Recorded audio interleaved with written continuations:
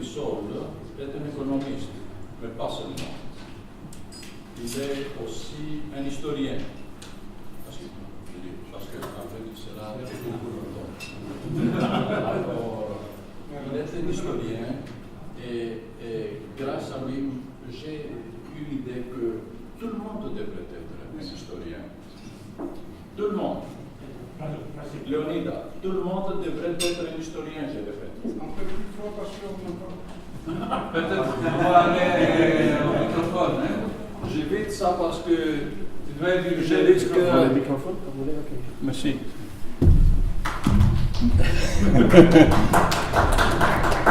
Mon cher confrère bien dévoué, vous avez démontré votre loyauté envers le métier d'avocat. Merci. Je disais que Thierry est un économiste, mais pas seulement. Il est en même temps historien. Et je pensais que tout le monde devrait être un historien. Par exemple, comment est-ce qu'on va procéder avec le Brexit? On se concentre tous maintenant sur ce qu'il se passe, sur l'appartenance jusqu'à présent du Royaume-Uni à l'Union européenne, sans dépasser ses limites. C'est faux. Bon, mais on y reviendra à cela. Alors, le professeur Bissol est un historien aussi et il se concentre sur l'histoire monétaire, l'histoire de l'Union européenne monétaire et aussi sur la philosophie sociale. Ça ne pourrait pas être autrement parce qu'il est de la génération 68, n'est-ce pas? Alors, il a fait beaucoup de choses dans sa vie. Et j'ai ici une très longue liste, mais j'ai fait une petite sélection. Alors, qu'est-ce qu'il a fait? Il a été le cofondateur avec Mr. Triffin, Robert Triffin, du centre EQ et prospective d'intégration de la monnaie, de quoi, Thierry, monétaire européenne. Oui, tout à fait. Et ensuite, il a mis en marche la revue de Pecunia, on comprend, Pecunia. Et il a aussi mis en marche une compétition européenne très intéressante, una vignetta per l'Europa, une compétition à travers des cartoons, parce qu'il aime la satirique, Thierry. Il a écrit aussi beaucoup de livres, beaucoup d'articles. À titre d'exemple, European Crisis or a Global Crisis. Le SME, socle de l'Union économique et monétaire. Is there a case for an EU television station? The Euro, outcome and element of the European identity. L'économique contre l'humain.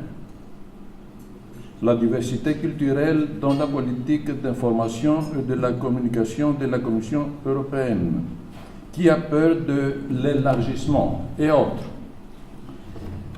Son parcours l'a conduit certainement à travers les rouages de la Commission européenne. À partir de 1980, il a été un agent fonctionnaire de la Commission européenne et il a été dès le début impliqué dans la planification de l'EMU. Et ensuite, il a repris la direction de la task force qui portait sur les communications audiovisuelles de la Commission européenne. C'est dans ce contexte qu'il a mis en marche les sites que vous connaissez très probablement, presseurope.eu, Euronet.eu et aussi le site Mavise qui est le site qui présente toutes les stations de télévision en Europe. Après la commission, il a eu la chance de pouvoir continuer son art de réflexion en Italie, où il a repris et proposé un programme, deux programmes plutôt, à la radio, 22 minutes sur l'Europe et Book for Europe, donc toujours centré sur l'Europe. Je pourrais continuer avec plus que ça, il y en a beaucoup, mais tout ça, vous pouvez le trouver ailleurs.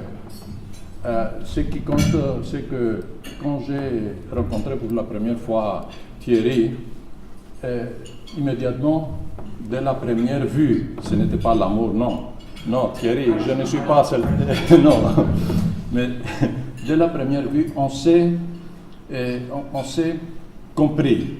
Il y avait une entente parce que j'avais devant moi quelqu'un d'indépendant, un intellectuel qui partageait les mêmes valeurs de dignité. Et c'était son parcours, pas seulement à la commission, mais partout où il a presté ses services. C'est donc l'homme, Thierry Vissol, que je vous présente aujourd'hui et auquel j'ai une grande appréciation, une appréciation très, très profonde. Et je viens maintenant à la question qui va nous occuper aujourd'hui. Ce n'est pas la première fois qu'on a pensé à une Union européenne, n'est-ce pas? Il y avait d'autres tentatives dans le passé. Mais c'est vrai que cette fois, on a presque donné corps à nos visions. Nous avons presque cru qu'on a réussi à créer cet idéal que nous avons, pas nous, mais les pères fondateurs, qu'ils avaient mis en marche il y a longtemps. Mais ce n'était pas la première fois. Qu'est-ce que je veux dire par cela? Que rien n'est certain. Un des premiers penseurs qui avait proposé une Union européenne, c'était un austro-hongrois de mère japonaise, de père autrichien et hongrois, mais d'origine Burckhardt grecque. Alors, c'était Gutenhove Kalergi. Gutenhove, yeah. Alors, Gutenhove avait proposé cette Union européenne, et ce qui m'a impressionné, c'était que dans son plan, le Royaume-Uni ne faisait pas partie de cette union. Pour ne pas vous dire que cette union qu'il avait proposée, c'était une union pour faire face aux États-Unis et au Royaume-Uni. Il y en avait tous les autres qui ont joint ensuite le premier État membre, les 27, ils sont aussi l'Albanie, et la Suisse certainement, le Norvège. Donc tous ces pays faisaient pour lui ce qu'on appelle, ce qu'il appelait plutôt l'Union pan-européenne.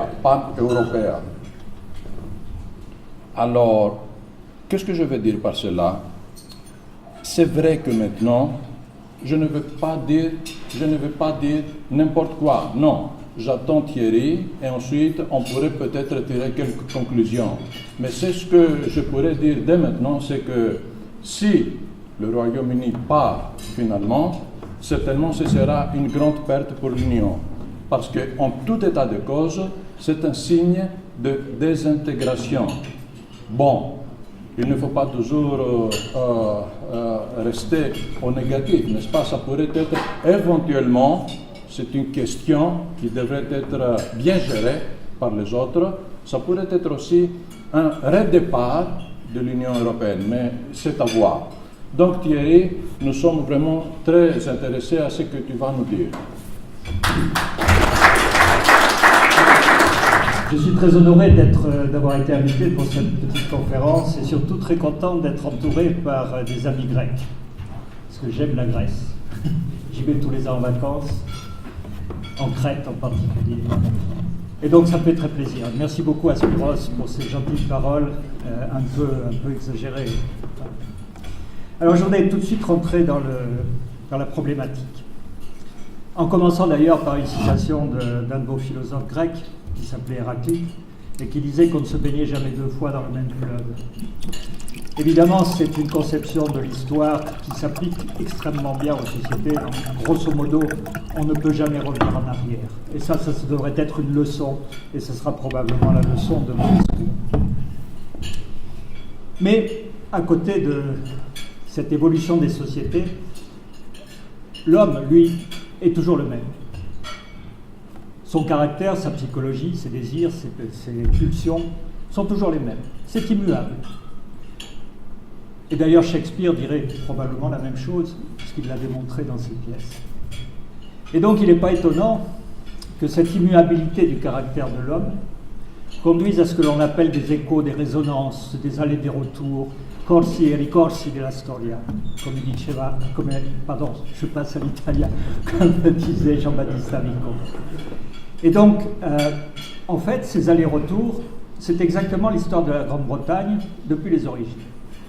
Alors, j'avais intitulé mon discours Brexit, Brexin, de Jules César jusqu'à Theresa May. En fait, je vais commencer un peu plus tôt. Je vais commencer avec un Marseillais, phénicien grec, qui s'appelait Pythéas. Pythéas est contemporain d'Alexandre et d'Aristote. Pythéas est un astronome, un mathématicien, un physicien extrêmement réputé, qui habite à Marseille. Et Marseille est un port de commerce extrêmement important où aboutissent en particulier deux matières premières d'une très grande valeur, qui sont l'étain, qui sert à fabriquer le bronze, tout ce qui est en bronze, et l'ambre. Seulement, le problème, c'est que du côté méditerranéen, il y a les Carthaginois qui bloquent un petit peu le passage de tous ceux qui ne sont pas carthaginois.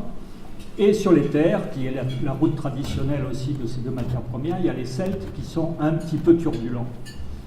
Et donc, les Marseillais veulent découvrir d'où vient cet étain, essayer de faire des accords de commerce avec ceux qui les produisent, et d'où vient aussi l'ambre.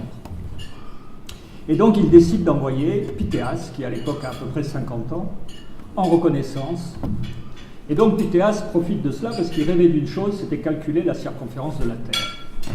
Et donc, c'était quelqu'un qui faisait énormément de mesures et qui essayait de définir précisément la localisation des différents endroits et étudier les marées et toutes ces choses-là. Et donc, il part en voyage et il remonte pour arriver à des îles que l'on appelait les îles Casséritides, parce que ça vient du grec qui veut dire étain, si j'ai bien compris, c'est les Grecs qui doivent me corriger. Cassitérides. Cassitérides Bref, en grec ancien, semble-t-il. Mais ces îles, on ne savait pas où elles étaient. Et lui, finalement, arrive en Cornouailles. Et en fait, c'est de Cornouailles que viennent, effectivement, les minerais d'étain, transformés. La Cornouaille est un grand producteur d'étain qui exportait traditionnellement à travers la Manche, en passant par la vallée de la Seine, en redescendant par la vallée du Rhône, et c'est arrivé jusqu'à Marseille. Mais personne ne savait où c'était. Et Pythéas en profite pour faire plus ou moins le tour de la Grande-Bretagne, découvre l'Irlande, découvre les îles Shetland, et définit pour la première fois les contours de Britannia. Et c'est à partir de Pythéas que l'Angleterre, la Grande-Bretagne, les îles anglo-normandes deviennent connues des Méditerranéens et des Grecs. Alors Pythéas continuera son voyage, il ira jusque dans la Baltique, il découvrira Samara, qui est l'origine effectivement de l'ambre, et donc il découvrira aussi toutes les voies commerciales par la Baltique. C'était un très très grand homme. Malheureusement, tous ces textes ont été perdus, sauf quelques-uns, mais il était très connu à son époque, et on retrouve, disons, ces textes en particulier dans tous les auteurs géographes, y compris jusque chez les Arabes au Xe siècle. Donc Pythéas découvre la Grande-Bretagne et fait connaître la Grande-Bretagne. Alors je fais un saut historique, on va passer tout de suite à Jules César. Jules César, moi j'ai jamais compris, je me suis demandé pourquoi il avait voulu à un moment conquérir la Grande-Bretagne. Puisque vraiment, il n'y avait pas tellement d'intérêt, à part l'étain et les moutons, il n'y avait pas grand-chose d'autre. Et pourtant, il y avait quand même les Celtes. Et les Celtes, eux, étaient des très grands techniciens du fer.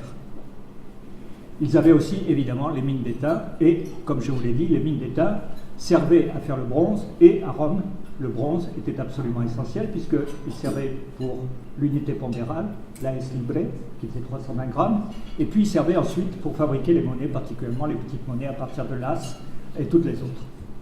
Et donc, il y a probablement une raison économique et une raison géopolitique. Parce qu'au départ, les Celtes, particulièrement les Atrébates, étaient des alliés de César. Mais ils ont trahi César, puisqu'ils se sont alliés ensuite avec Vercingétorix. Et donc, ça a créé quelques problèmes que n'a pas tellement apprécié l'ami Jules. Et donc, il a décidé d'envahir la Grande-Bretagne, mais il a fait 2 essais qui n'ont pas exactement réussi. Ce n'est que presque un siècle plus tard que l'empereur Claude va initier la conquête de la Grande-Bretagne en 1943. Et là se produit le premier Brexit. Parce qu'effectivement, il existait une société celte qui était coordonnée, qui correspondait avec une partie de la Gaule, mais disons que c'était une société un peu différente, ce qui n'est pas la société romaine. Et là, il y a une romanisation extrêmement importante de l'île de Grande-Bretagne, avec la création de Londres, Londinium, avec la création de York, avec Bristol, etc. Évidemment, les Celtes n'étaient pas très très contents de cette invasion et se réfugient plutôt vers l'Écosse. Et donc les Romains, pour empêcher les invasions, construisent le premier mur qui empêche l'immigration. Le mur d'Adrien, qui est construit en 122. Mais en tout état de cause, toute la société, disons au-dessous du mur d'Adrien, se romanise. Et donc ils apprennent le latin, ils apprennent le droit romain, ils apprennent tout ce que savent les Romains en matière de construction, de routes, d'édifices, etc. Et, quand arrive le catholicisme, se convertissent aussi au catholicisme. Malheureusement, au bout de quelques siècles, il y a un premier Brexit qui n'est pas voulu par les Britanniques, puisque l'île s'appelait Britannia. Mais les Romains, ils ont trop de problèmes à gérer à leurs frontières et donc décident de quitter la Grande-Bretagne en 410. Et là, évidemment, c'est une catastrophe pour les Celtes parce que les invasions des Angles, des Saxons, etc. commencent.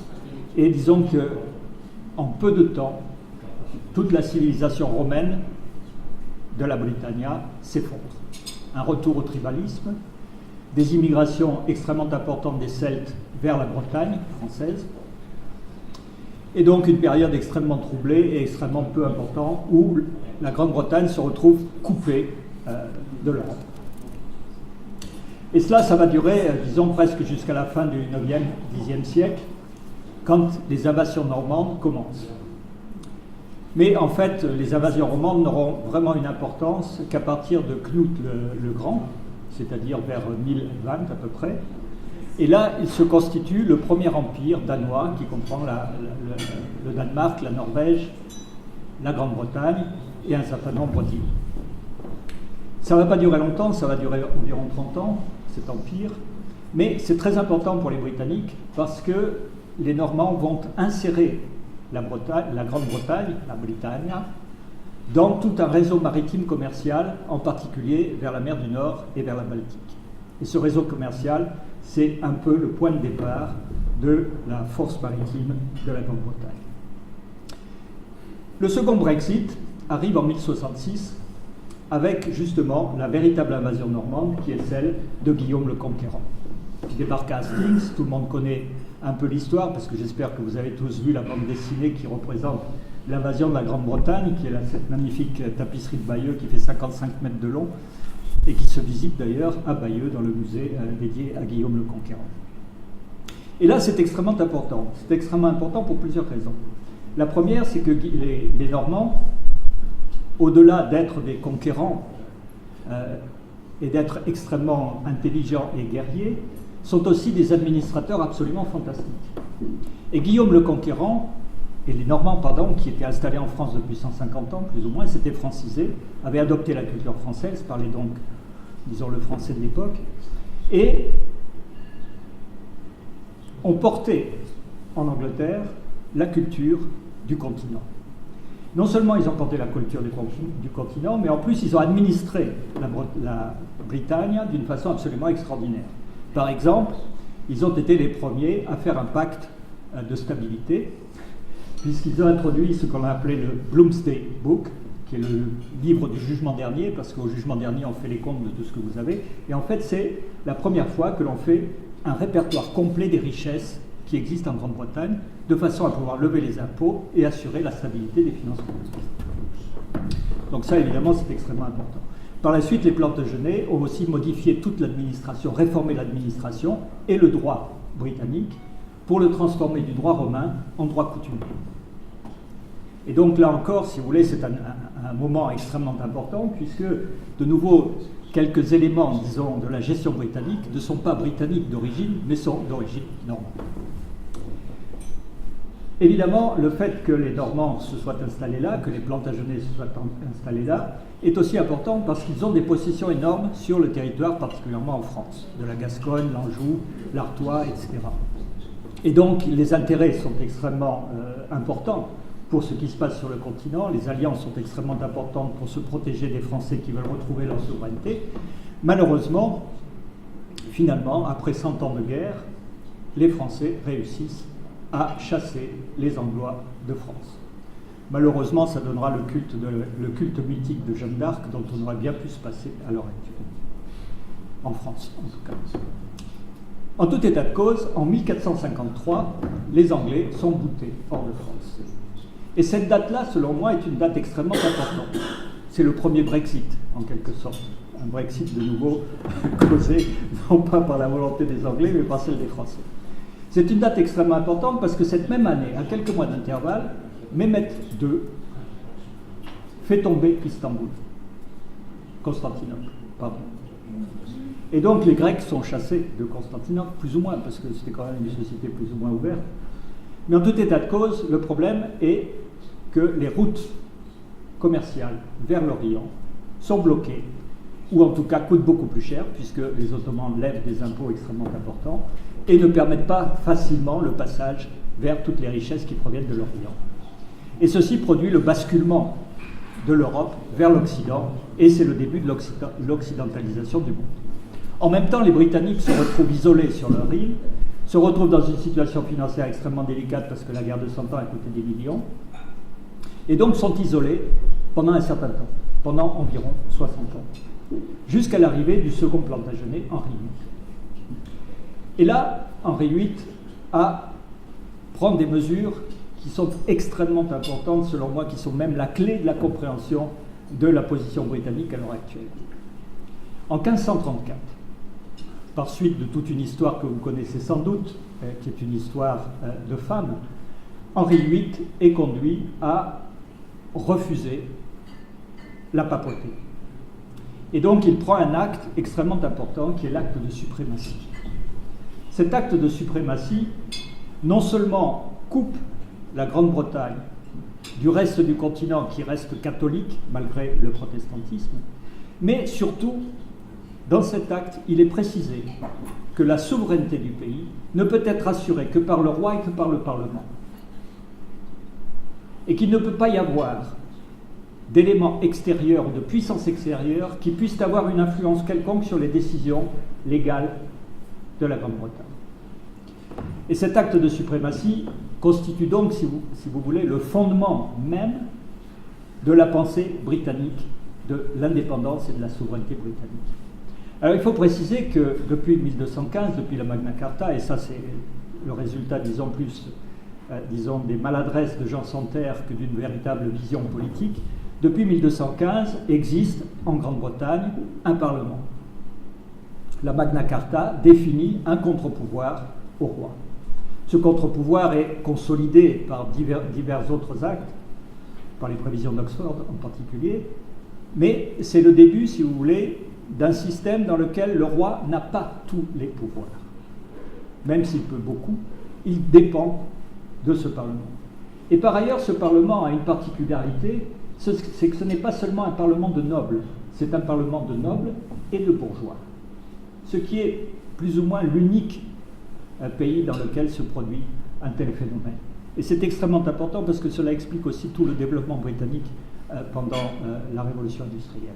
Et je vous dirai peut-être pourquoi si j'ai le temps, mais je n'ai pas de montre, donc je ne sais pas combien de temps je parle. Un peu perdu. Et donc cet acte de suprématie est complété par une séparation complète de l'Église continentale, puisque l'anglicanisme qui est créé par Henri VIII n'est ni luthérien ni calviniste. Et donc il y a une séparation à la fois du protestantisme continental et du catholicisme continental. Et donc l'Angleterre devient maître de sa souveraineté et maître de sa religion. Par ailleurs, Henri VIII avait bien compris, avec la découverte du Nouveau Monde, avec l'existence de cette idée de maritime et de ses relations commerciales avec la mer du Nord et avec la Baltique, l'importance de la flotte tant commerciale que maritime. Et il va donc investir énormément dans la construction d'une flotte commerciale et maritime.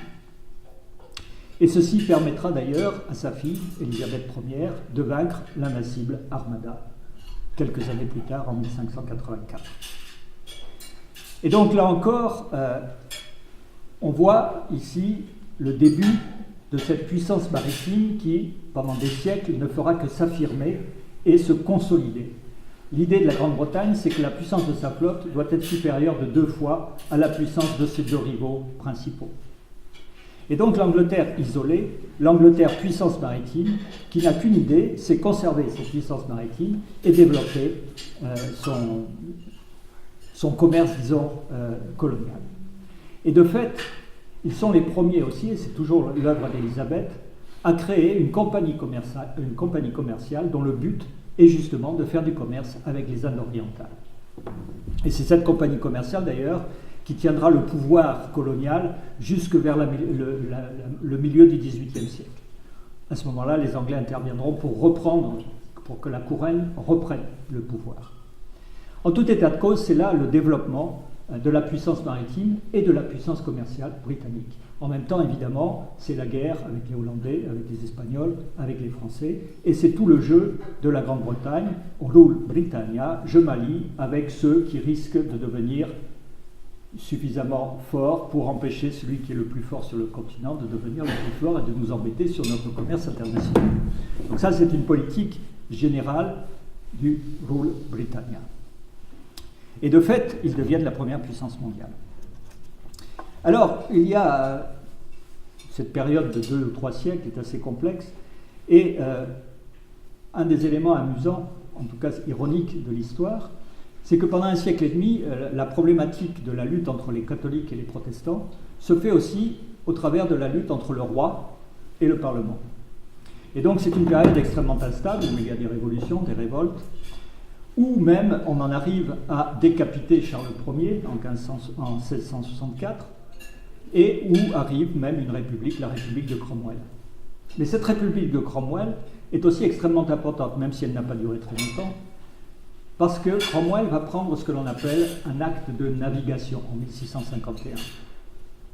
Et cet acte de navigation est un acte de protectionnisme total. Il réserve le commerce avec la Grande-Bretagne aux seuls navires britanniques. Et les navires britanniques ne peuvent utiliser que du personnel des marins britanniques.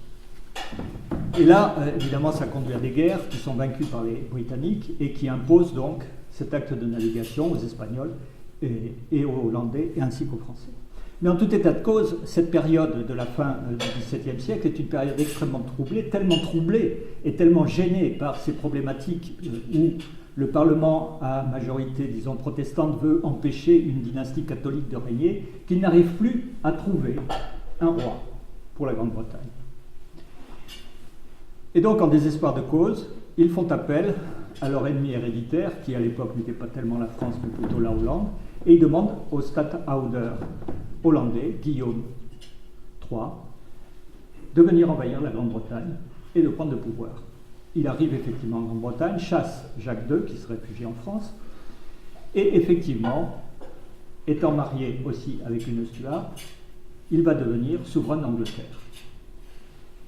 Cependant, avant de leur accorder cette souveraineté, le Parlement décide de leur faire accepter un acte qui définit non seulement la succession du roi, mais aussi qui confirme que les pouvoirs politiques se trouvent non pas chez le roi, mais au Parlement. Vous comprenez toute l'importance du Parlement britannique. Et cette révolution qu'on appelle la Glorieuse Révolution, 798, 788, 789, 1689, est vraiment le noyau de la Constitution britannique. C'est le noyau de la pensée politique britannique. Et le rôle du Parlement va se trouver amplifié par le fait que dans l'accord de succession de 1701, il est prévu qu'à la mort de la fille de Guillaume, ce soit les Hanovres, donc des Allemands, qui deviennent les rois d'Angleterre. Et là, c'est une chance extraordinaire pour le Parlement, parce que Georges Ier, le premier roi, disons, d'Angleterre, de Hanovre et de Hanovre, ne parle pas anglais, ne s'intéresse pas à l'Angleterre, et donc laisse aller les choses, ce qui fait que le Parlement prend effectivement le pouvoir. Son fils, Georges II, n'est pas non plus intéressé, il va quand même régner jusqu'en 1740, et laisse lui aussi le Parlement faire ses affaires. Ce n'est qu'avec Georges III qu'on va commencer à voir l'apparition, disons, d'un pouvoir royal, mais Georges III, malheureusement, est un petit peu handicapé mental. Et donc ces troubles mentaux font que, finalement, c'est quand même le Parlement. Surtout qu'à ce moment-là, il y a deux personnages clés, qui sont le père et le fils, les William Pitt, qui sont premiers ministres de la Grande-Bretagne, et William Pitt, le second, le fils, va quand même l'être pendant 25 ans, et sont des personnages politiques extrêmement importants, qui réussissent à redresser un petit peu, disons, la politique britannique, qui était une politique extrêmement corrompue, sous les deux premiers Georges. Et donc, les Pitt vont remettre un peu les choses en place, et vont faire en sorte que les choses fonctionnent. Et là, il y a une période aussi extrêmement complexe, parce que d'un côté, grâce au Parlement et aux lois qui sont votées au Parlement, il y a un décollage fantastique de la Grande-Bretagne au niveau industriel et commercial. Ils inventent énormément de nouvelles technologies, en particulier pour le fer, pour le charbon, pour le tissage, la navette de John Kay, la mule Jenny, etc., etc.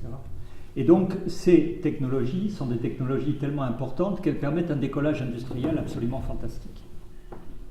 Ce qui est intéressant, c'est qu'un historien français dit que, alors que les Français proposaient des idées humanistes pour réguler d'une nouvelle façon le monde, les Anglais créaient les outils pour le faire.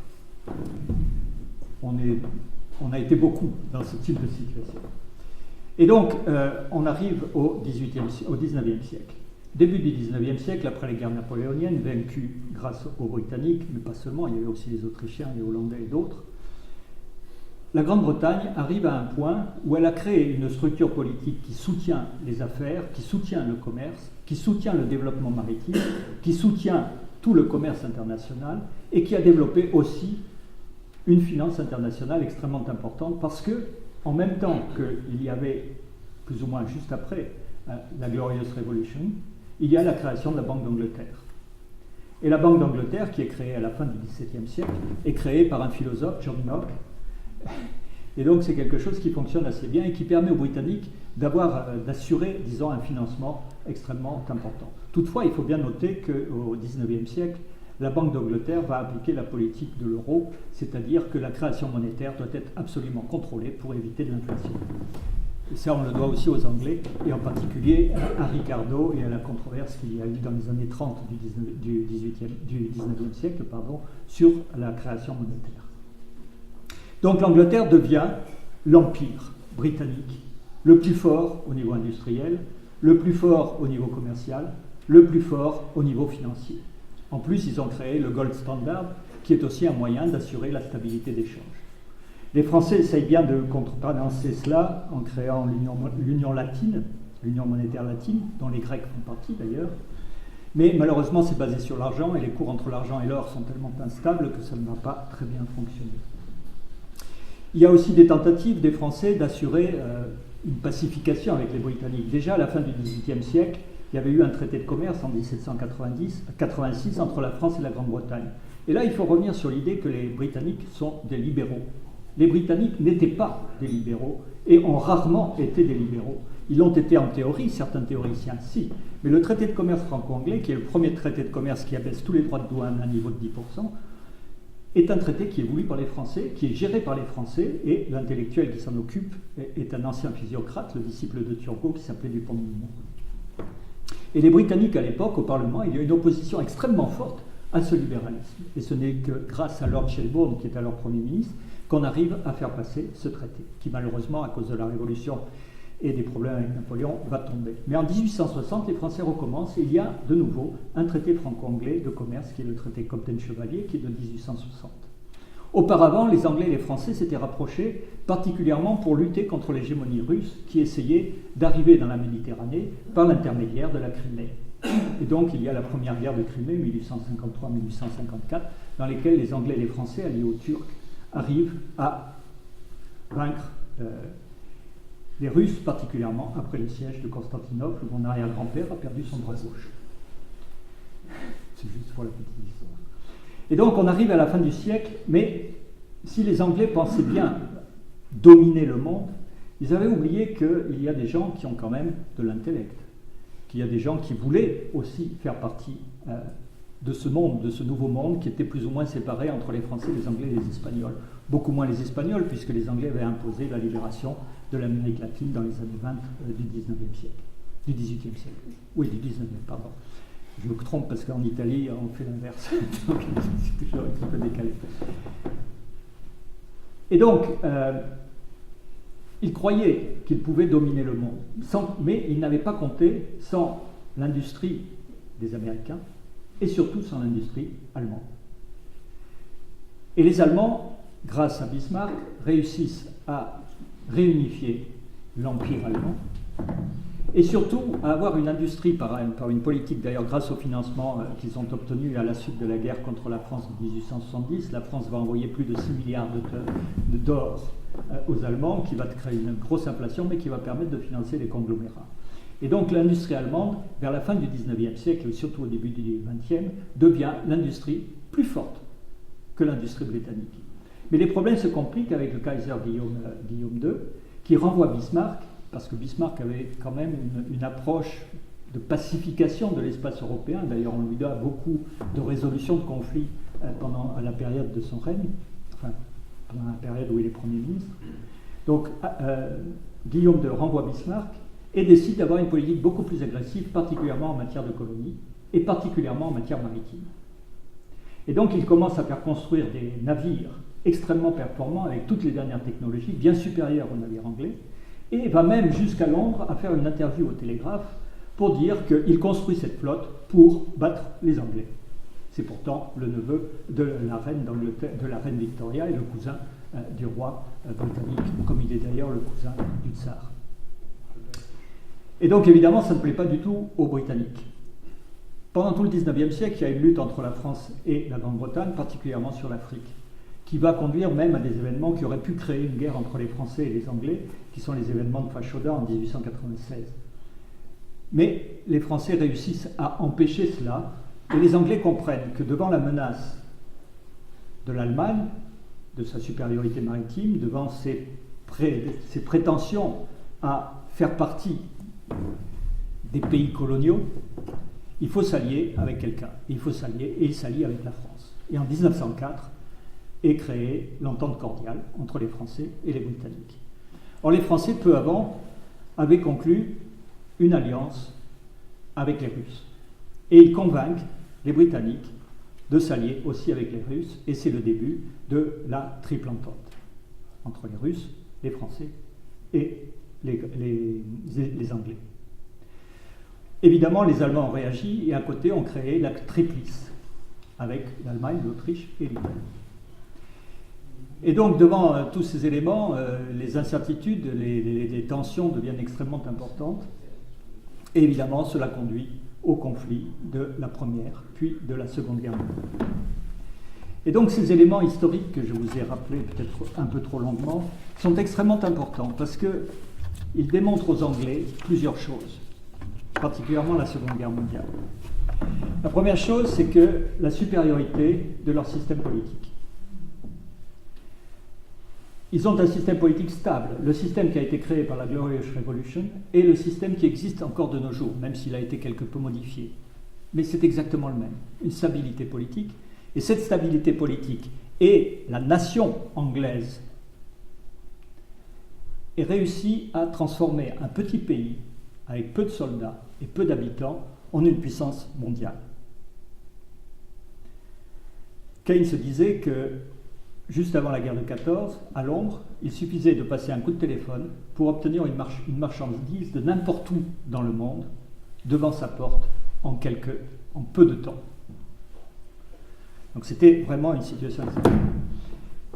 Donc les Anglais sont convaincus de la supériorité de leur système politique, d'une part de sa stabilité, mais aussi de sa supériorité. Pourquoi sa supériorité? Parce que les Britanniques, entre la fin du XVIIe siècle et la fin de la Seconde Guerre mondiale, sont le seul pays à ne pas avoir connu de révolution, à ne pas avoir connu de troubles politiques ou de révoltes populaires, si ce n'est des révoltes, des grèves, etc. Mais pas des révoltes comme ont connu la France en 1789, la révolution de 1848 en France, en Allemagne, etc., ou la révolution de 1917 en Russie. Ce sont les seuls qui n'ont jamais été envahis par aucune autre puissance. Ce sont les seuls qui n'ont jamais connu le fascisme, le nazisme ou toute autre dictature de quelque type que ce soit, alors que c'est ce qui a parsemé l'histoire du continent. C'est le seul pays dont les frontières n'ont pas bougé, alors que les frontières des autres pays se sont déplacées d'une façon relativement importante pendant tout ce temps. Il y a donc un sentiment profond de la supériorité totale du système politique britannique et de l'importance de sa souveraineté. La guerre de 14 et la guerre de 40 constituent aussi des éléments extrêmement importants pour les Britanniques. Parce que là encore, justement, comme je venais de vous le dire, non seulement ils n'ont pas été envahis, mais ils ont dû supporter un coût extrêmement important. Alors vous me direz, la Première Guerre mondiale, en fait, ils en sont un peu responsables. Donc qu'ils aient supporté le coût, c'est évidemment pas si étonnant que cela. De même que la Seconde Guerre mondiale, s'il n'y avait pas eu les accords de Chamberlain avec les Allemands, il n'est pas sûr que ça se serait passé de la même manière avec Hitler. En tout état de cause, ils ont supporté un coût extrêmement important et ils se retrouvent pendant la Seconde Guerre mondiale à être le seul pays qui doit faire face à l'ennemi global qui est le nazisme. Bon, vous me direz, ils sont vachement aidés par les Américains qui leur fournissent à la fois les armes, l'argent, etc., et leur assurent même, à travers une charte atlantique, de pouvoir conserver leurs colonies après la fin de la guerre, alors que la position allemande est justement que tous les pays quittent les colonies. Peu importe. En tout état de cause, là encore, ils considèrent que le coût qu'ils ont payé sur le continent pour défendre la liberté de ce continent est un coût extraordinaire. Souvent, ils disent même, et Lord Eden, qui a été ministre des Affaires étrangères après la guerre, le dit, nous avons plus de personnes de Britanniques qui sont enterrés sur le continent que de Britanniques qui vivent sur le continent. Et donc, évidemment, ceci pose énormément de problèmes. Alors, je voudrais en passer maintenant rapidement, je ne sais pas, ça fait longtemps que je parle. Oui, mais dans 10 minutes, est-ce possible? Oui, on va essayer. Alors, souvent, on dit, vous savez, après la guerre, beaucoup d'idées se présentent et on suit les idées qui ont été développées sur l'Union européenne d'entre-deux-guerres, mais aussi bien avant. Il faut se rappeler aussi de l'accord entre Briand et les Allemands pour essayer d'assurer la paix en Europe, qui date de 1925. Mais en tout état de cause, on attribue souvent à Churchill le fait d'avoir, le premier, dit qu'il était nécessaire de créer les États-Unis d'Europe. C'est un discours qu'il fait à Zurich en 1946 et qui est inspiré par son gendre, en fait, qui était un fédéraliste européen, contrairement à lui. Mais dans ce discours, il ne dit jamais que la Grande-Bretagne doit faire partie de ces États-Unis d'Europe. Bien au contraire, il dit, nous les Britanniques, nous avons le Commonwealth et nous pensons qu'avec notre amitié, avec celle des États-Unis, les Européens, particulièrement les Français et les Anglais, et les Allemands devraient s'allier pour créer les États-Unis d'Europe. Et nous en serons les amis et les supporters. Clair.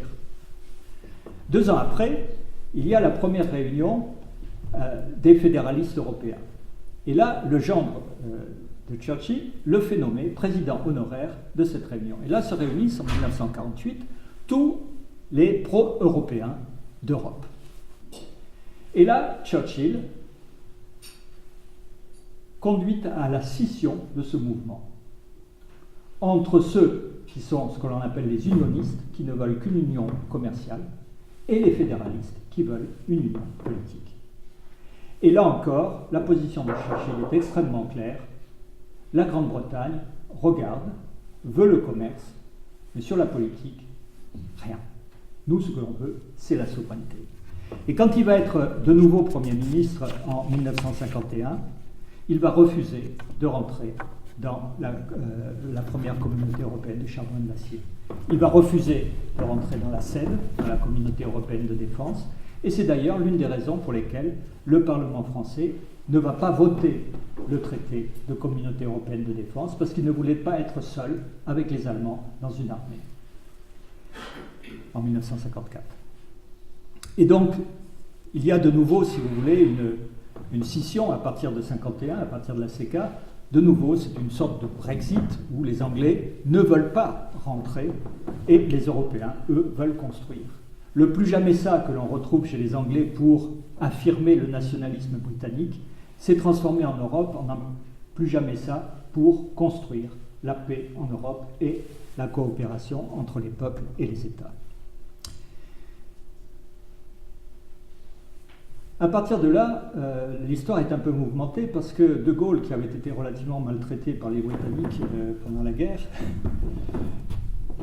va refuser par 2 fois que les Britanniques, qui s'étaient un peu repentis de leur hands-off de l'évolution de la communauté européenne, par 2 fois, ils refusent l'entrée de la Grande-Bretagne dans les années 60 dans la communauté européenne. La première fois, c'est un Premier ministre britannique conservateur qui le propose, Macmillan. La seconde fois, c'est un Premier ministre du Labour, travailliste, Harold Wilson. Mais ce qui est intéressant, c'est que ces 2 premiers ministres, lorsqu'ils vont présenter au Parlement l'idée qu'il faut qu'ils rentrent, vont dire « nous ne rentrons là que parce que, comme vous le voyez, la communauté européenne, c'est une communauté économique. Nous ne parlerons jamais de défense, nous ne parlerons jamais de géopolitique ou de politique étrangère.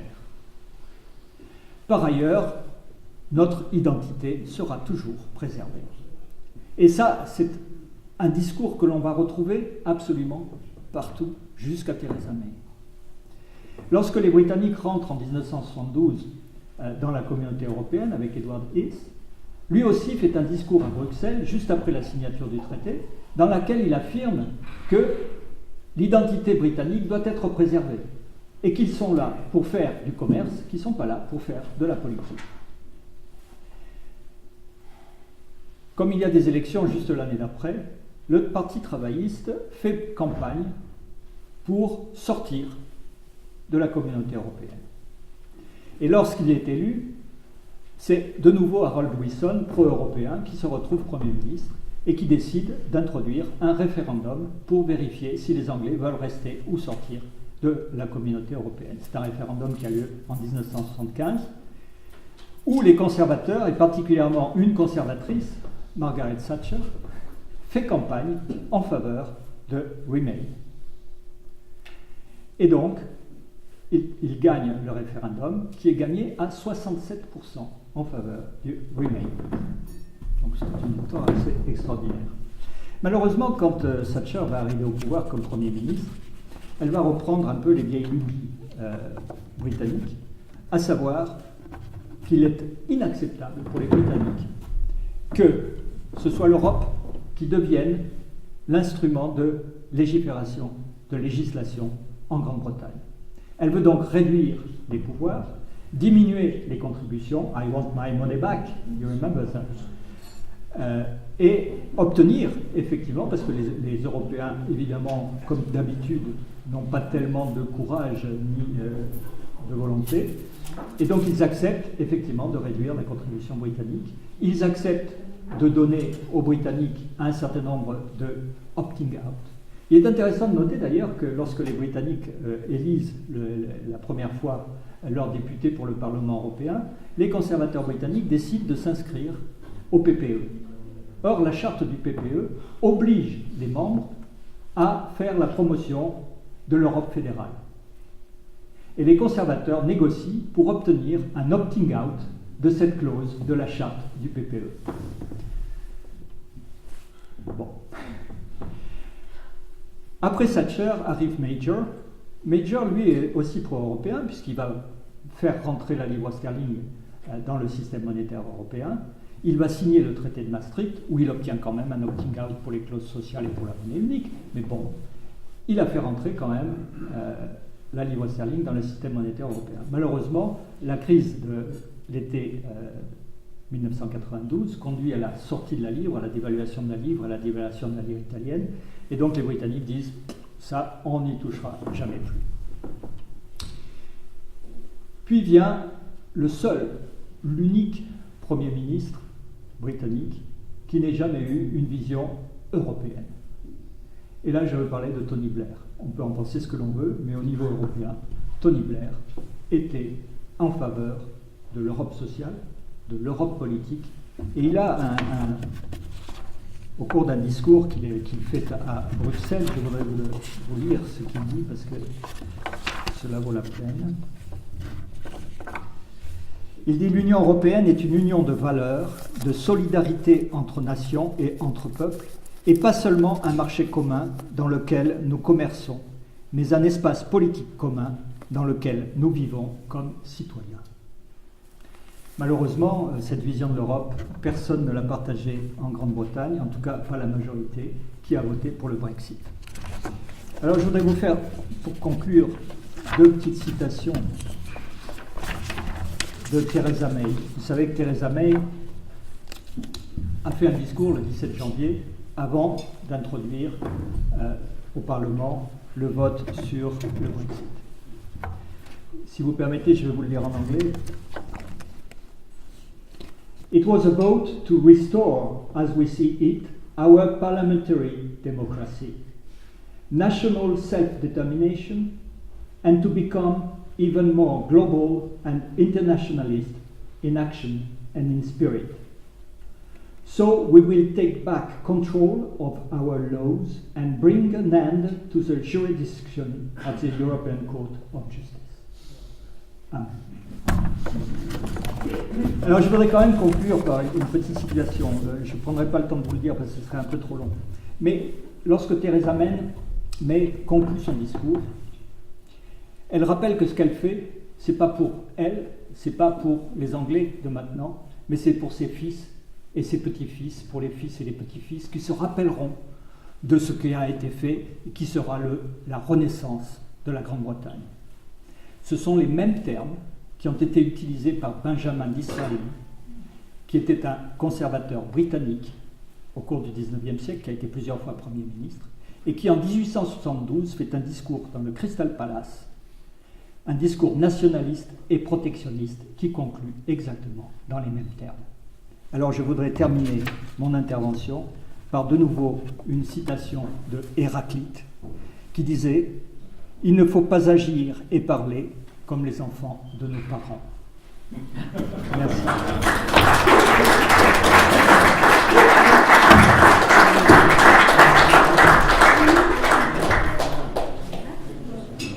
Merci beaucoup Thierry.